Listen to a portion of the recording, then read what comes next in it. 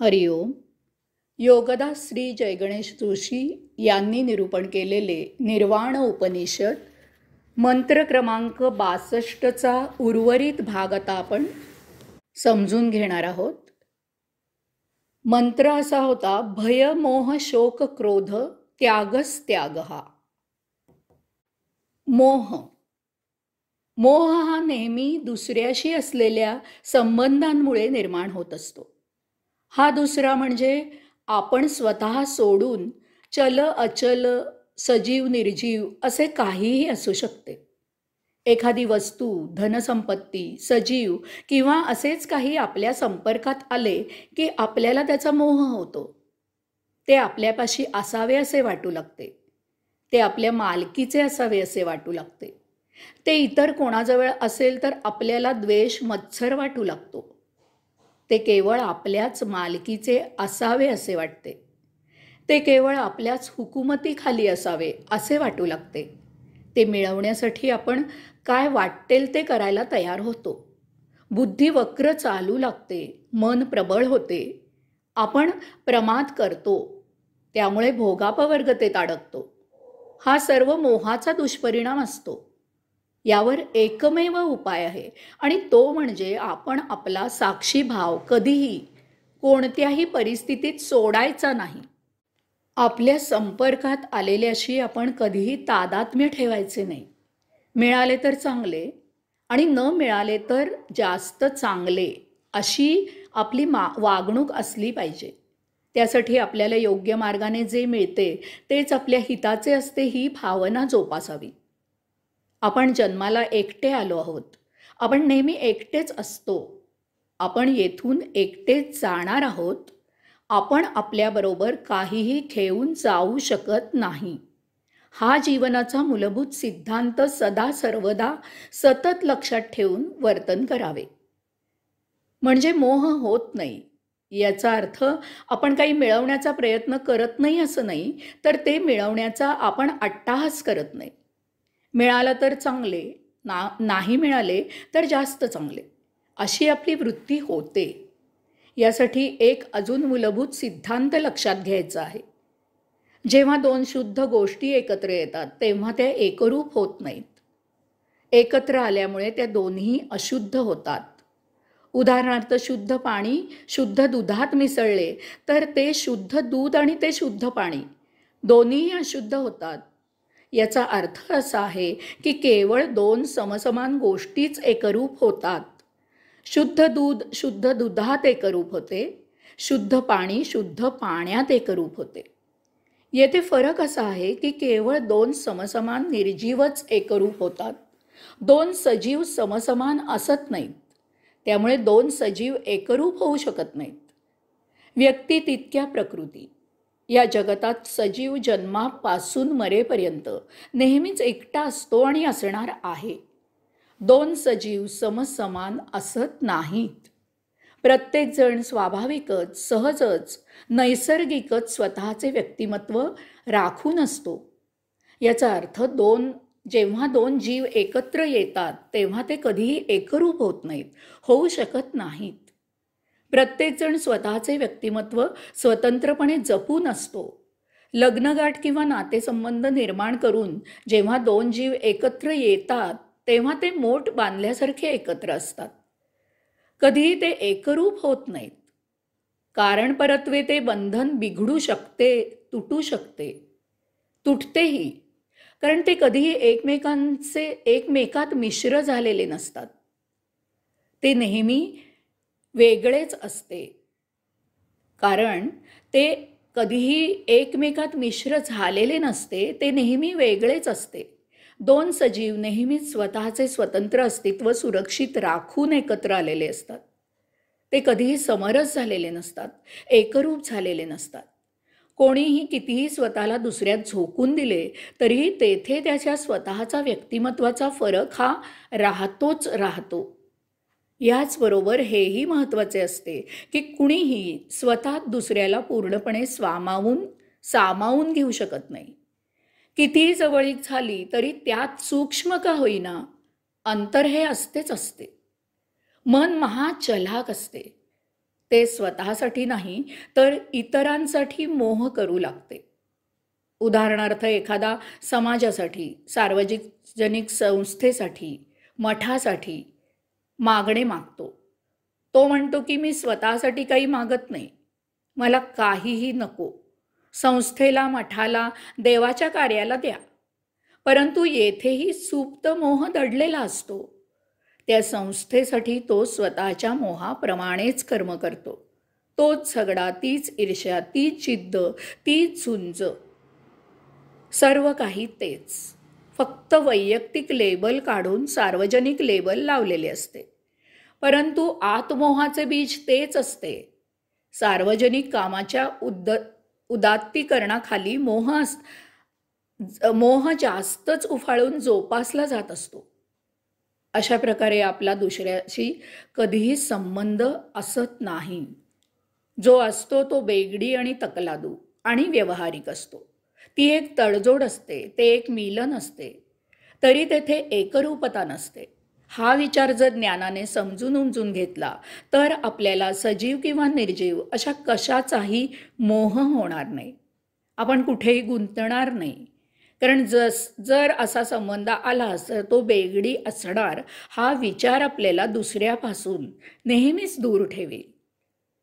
जर आपण दुसऱ्याशी संबंध आणला तर आपण हमखास दुःख ओढवून घेऊ. हे मूलभूत ज्ञान आपल्याला मोहापासून दूर ठेवते. एकत्र येऊन समंजसपणाने आपण सहजीवन जगत असलो तरी आपल्याला एकमेकांचा मोह होणार नाही. योग्य अंतर ठेवूनच व्यवहार केला जाईल. आपण एकटे असणे हीच आपली स्वाभाविक नैसर्गिक स्थिती आहे. ही जाण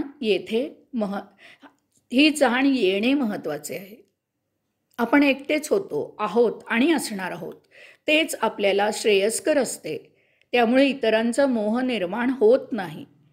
निर्मोह होण्यातच कैवल्यानंद आहे. शोक. माणसाला शोक होतो, दुःख होते, वाईट वाटते. कारण एखादी गोष्ट त्याच्या मनाप्रमाणे, त्याच्या मताप्रमाणे, त्याच्या अपेक्षेप्रमाणे होत नाही किंवा त्याच्या दृष्टीने काही वेगळे झाले की त्याला शोक होतो.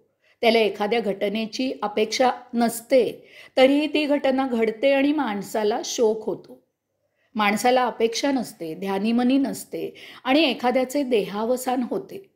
अशा वेळी माणसाला शोक होतो. मनुष्य मर्त्य आहे तरीही त्याला मृत्यूचा शोक होतो. त्याचे शोक होण्यात स्वार्थ असेलच असे नाही. आपले आता कसे होईल या भावनेतूनच शोक होतो असे नाही. शोक कोणत्याही कारणाने होतो. आपण रस्त्याने जात असतो, समोरून आपल्या ओळखीचा मनुष्य येतो आणि आपल्याकडे लक्ष न देता पुढे निघून जातो. आपली अपेक्षा असते की त्याने आपल्याला पाहावे, थांबावे, आपल्याशी बोलावे, परंतु तसे होत नाही. तो मनुष्य निघून जातो आणि आपण मात्र शोक करू लागतो आणि मानसिक स्वास्थ्य बिघडवून घेतो. अशा वेळी आपण केवळ आपल्याच अपेक्षेचा विचार करतो. समोरच्याच्या अपेक्षेचा विचार आपण करत नाही. वास्तविक मनुष्य एकटा आहे आणि तो नेहमी एकटाच राहणार आहे. कोणालाही कोणाकडून काही अपेक्षा ठेवण्याचे काहीही कारण नाही. परंतु तसे होत नाही. वडिलांना मुलाकडून काही अपेक्षा असतात. 2 पिढ्यात नेहमीच अंतर असते आणि ते मिटवणे अशक्य आहे. त्याचा स्वीकार करूनच आपण जगायचे आहे, वागायचे असते. परंतु तसे होत नाही.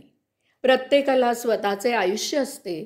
जो तो त्याच्या इच्छेने आणि त्याच्या कुवतीनुसार जीवन जगत असतो. अशा वेळी कोणी कोणाकडून काही अपेक्षा करू नये.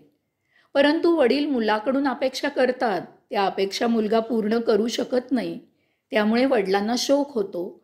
या उलट समजा की मुलगा वडिलांच्या मतानुसार, वडिलांच्या मर्जीनुसार वागायला लागला तरीही वडील शोक करतात.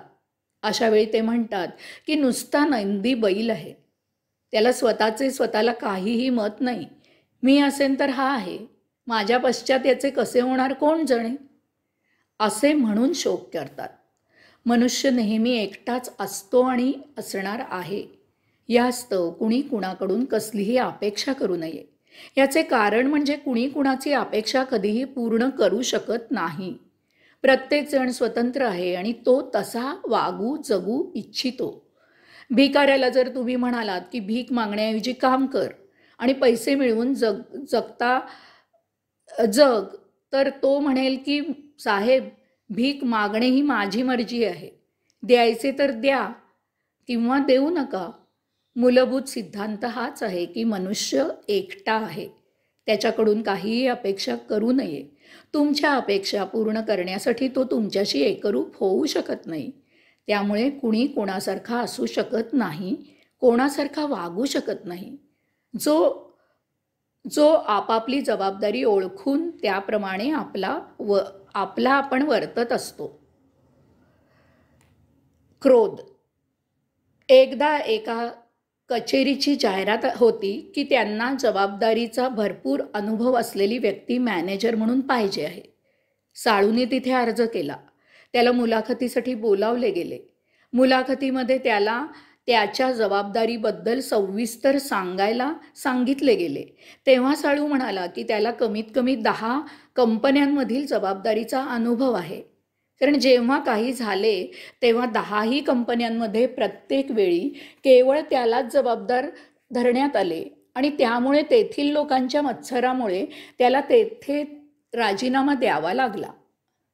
आपल्याला क्रोध येण्याचे मूळ कारण म्हणजे आपण चूक झाली की नेहमीच दुसऱ्याला जबाबदार धरतो. काही विपरीत घडले की आपण त्याचे खापर नेहमी दुसऱ्यावर फोडतो.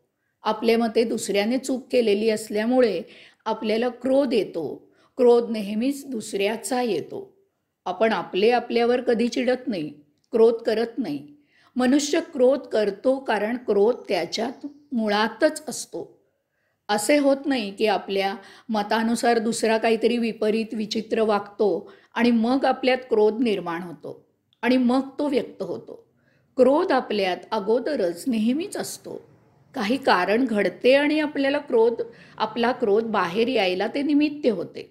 यास्तव क्रोध न करण्याचे आपण कितीही ठरवले, शपथ घेतली, तरी त्याचा काहीही उपयोग होत नाही. कारण अशा वेळी क्रोध करायला मनुष्य काही वेगळी युक्ती शोधून काढतो, परंतु तो क्रोध करतो. एके दिवशी बाळूने क्रोध न करण्याची शपथ घेतली. त्याच दिवशी त्याच्या घरातील नोकराने नवीनच आणलेली कपबशी फोडली. क्रोध न करण्याची शपथ घेतल्यामुळे बाळूला क्रोध करता येईना. मग तो सौ बाळीला म्हणाला की शपथ घेतल्यामुळे मी त्याला काही बोलू शकत नाही, तेव्हा तू त्याला अमुक तमुक बोल. किंवा जर सौ बाळी घरात नसेल तर बाळू नोकराला म्हणेल की त्याने क्रोध न घेण्याची शपथ घेतली आहे, त्यामुळे तो काही करू शकत नाही, नाहीतर त्याने अमुक तमुक केले असते. येथे क्रोध न करण्याची शपथ घेतली तरी क्रोध आला, फक्त तो स्वतःकडून व्यक्त झाला नाही इतकेच. तसेच आलेला क्रोध व्यक्त करण्याचा मार्ग बदलला. स्वतःचा क्रोध इतर माध्यमातून व्यक्त केला गेला. अशा वेळी आलेला क्रोध व्यक्त करायला जर मार्ग मिळाला नाही तर मनात कुढायला होऊन मानसिक आजार पण येऊ शकते. शिवाय क्रोध न करण्याची घेतलेली शपथ पाळली जात नाही ते निराळेच. क्रोध न करण्याची शपथ घेणे किंवा असे अन्य मार्ग तकलादू ठरतात किंवा क्रोध येणे काही थांबवत नाही. यास्तव क्रोध येण्याचे मूलभूत कारण समजून घ्यावे आणि त्याचे निराकरण करावे, म्हणजे क्रोध येणे आपल्याला क्रोध येतो कारण अशा वेळी आपण क्रोध निर्माण होण्याच्या घटनेला दुसऱ्याला जबाबदार धरतो. नेमके हेच चूक असते. आपल्या जीवनात जे काही भलेबुरे घडते त्याला केवळ आपण आणि आपणच जबाबदार असतो. तसे नसेल तर चांगल्याचेही श्रेय इतरांना दिले पाहिजे. त्यावेळी स्वतःचे कर्तृत्व म्हणून शेखी मिरवता कामा नये. वास्तवात आपल्या जीवनात दुसरा असे काही नसतेच. जबाबदारीचा विचार करता जे काही असते ते एकपात्री असते. फार तर घडत असलेल्याला इतरेजण साक्षी असतात, त्यांचा त्यात सहभाग असतो, मदत असते, इतकेच. परंतु जे घडते ते केवळ आपल्याकडूनच घडते, त्यासाठी इतर कोणीही कधीही जबाबदार नसतो. आपण स्वतःवर क्रोध करत नाही, त्यामुळे दुसऱ्यावर खापर फोडतो. ही क्रोध व्यक्त करायला काढलेली पळवाट असते. ती आपल्या मनाची चलाखी असते. वरील उदाहरणात नवीन कब्बशी असली तरीही ती फुटणारी वस्तू आहे. अशी वस्तू नोकराच्या हातात देणे हेच चूक आहे. त्यामुळे नोकरावर चिडणे योग्य नाही. दुसरे उदाहरण पाहूया. मालकांनी नवीन गाडी आणली आणि ती गाडी पहिल्याच दिवशी चालकाने ठोकली. यात त्या चालकाची चूक नाही, तर नवीन गाडी उत्तम प्रकारे सांभाळून चालवू शकेल असा चालक न नेमण्याची चूक मालकाची आहे. यात चालकाची परीक्षा घेण्यात मालक कमी पडला. सांगायचा मुद्दा असा आहे की क्रोध न येण्यासाठी नेहमी प्रत्येक गोष्टीला आपण आणि आपणच जबाबदार असतो हे सूत्र लक्षात ठेवावे. हरिओम.